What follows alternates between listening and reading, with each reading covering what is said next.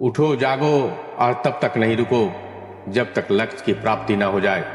ये कहना था 19वीं सदी के महान विचारक, वो युवा शक्ति के प्रतीक स्वामी विवेकानंद जी का।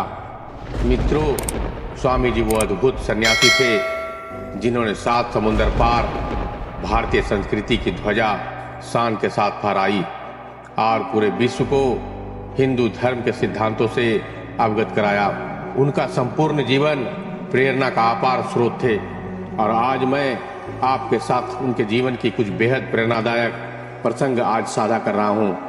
पहला प्रसंग, अपने लक्ष्य पर हमेशा ध्यान लगाओ।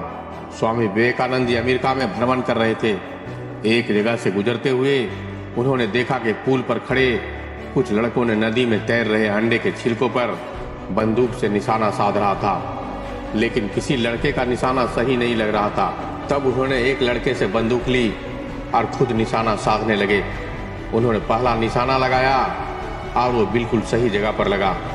फिर एक के बाद एक उन्होंने कुल 12 निशाने लगाए और सभी के सभी सही ठिकाने पर लगा।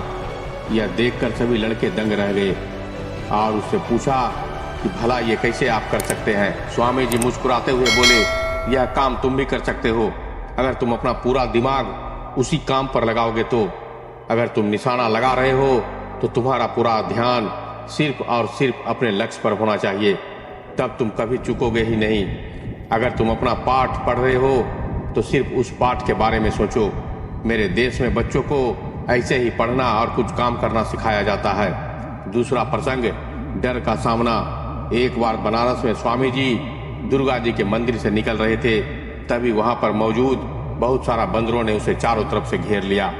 फिर उनके नजदीक आने लगे और उनको डराने लगे। स्वामी जी भयभीत हो गए और खुद को बचाने के लिए भागने लगे, पर बंदर तो बंदर होते हैं, उनके पीछे ही पड़ गए और स्वामी जी को दौड़ाने लगे। पास ही खड़ा एक वृद्ध सन्यासी ये सब देख रहा था। उसने स्वामी जी को रोका और बोला, रुको, उनका डटकर सामना करो। स्वामी जी तुरंत पलटे और बंदरों की तरफ देखने लगे और फिर बढ़ना शुरू कर दिया बंदरों की तरफ। ऐसा करते ही सभी बंदर तुरंत दूर दूर भाग गए। इस घटना से स्वामी जी को एक बहुत बड़ी सीख मिली और कई सालों बाद उन्होंने अपने एक संबोधन में कहा भी कि तुम भी किसी चीज से भयभीत हो तो उससे भागो मत, पलटो और उसका सामना करो।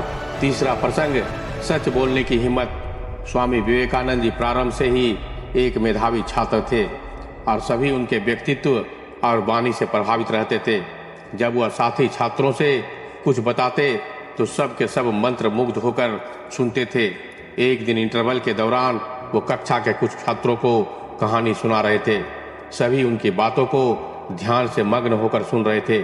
उन्हें पता ही नहीं चला कि कब अध्यापक कक्षा में आए और पढ़ाना भी शुरू कर दिए। अध्यापक अभी पढ़ाना शुरू ही किए थे कि उन्हें कुछ फुसफुसाहट सुनाई दी। कौन बात कर रहा है? अध्यापक ने तेज आवाज में पूछा। सभी ने स्वामी जी और उनके साथ बैठे छात्र की तरफ इशारा कर दिया। अध्यापक क्रोधित हो गए। उन्होंने तुरंत ही छात्रों को बुलाया और पाठ संबंधित प्रश्न पूछने लगे। जब कोई भी उत्तर नहीं दे सका तो अंत में अध्यापक जी ने स्वामी जी से वही प्रश्न किया। बस स्वामी जी को मानो तो सब कुछ पहले से पता था। उन्होंने बड़े आसानी से उसका उत्तर दे दिया। ये देखकर अध्यापक को यकीन हो गया कि स्वामी जी पाठ पर ध्यान दे रहे थे और बाकी छात्र सिर्फ बातचीत में लगे थे। पर क्या था, उन्होंने स्वामी जी को छोड़कर सभी को बेंच पर खड़े होने की सजा दे दी। सभी छात्र एक एक करके बेंच पर खड़े होने लगे। स्वामी जी ने भी यही क्रिया किया।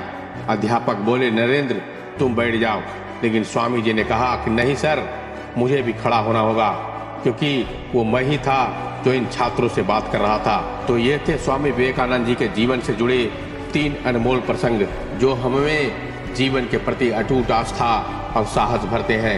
ये प्रसंग बताते हैं कि हमें जो करना चाहिए पूरी लगन और निष्ठा के साथ करना चाहिए, मन लगाकर।